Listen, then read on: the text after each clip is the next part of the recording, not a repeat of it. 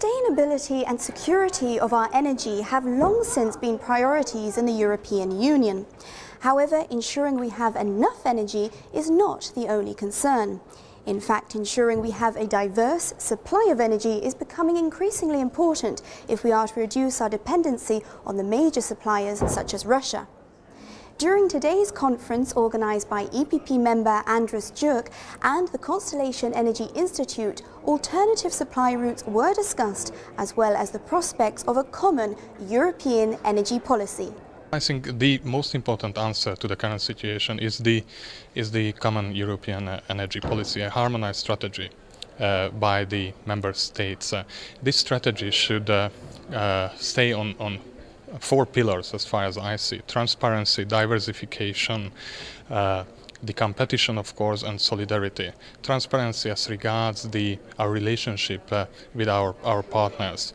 We need a transparent relationship that can ensure security of supply.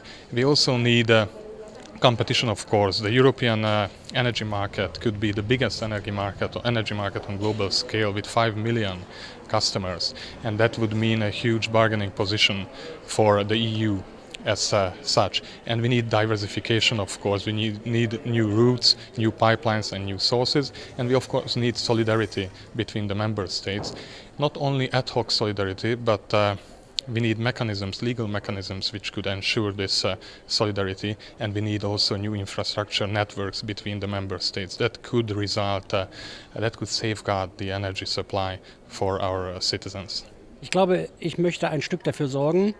I would like to ensure that we as EPP are at least partly responsible for making the supply and security of energy one of the main priorities. We have to make sure that Europe, and I mean all the member states, cannot be blackmailed by others. One example is certainly the supply of gas. Every year we have experienced problems with the Russian gas supply.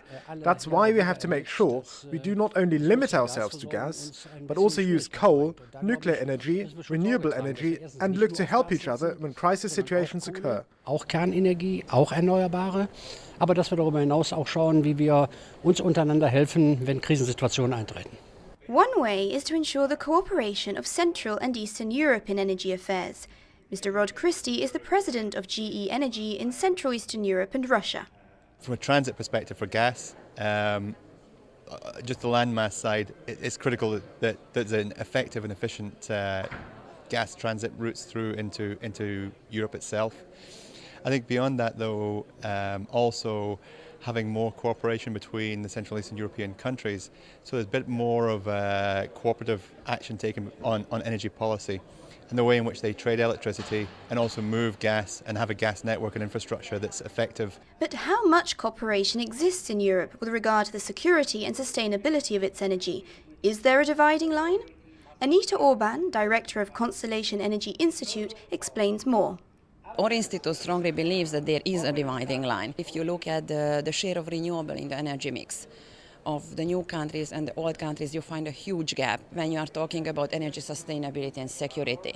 Central Eastern European countries will need much more energy in order to make their economies grow than the Western European countries, and this will further enlarge the gap between the economies of Central Eastern Europe and Western Europe. The purpose of the conference to find the common interest of Central Eastern European countries in order to facilitate these countries' energy sustainability and security and close the gap with the old Europe.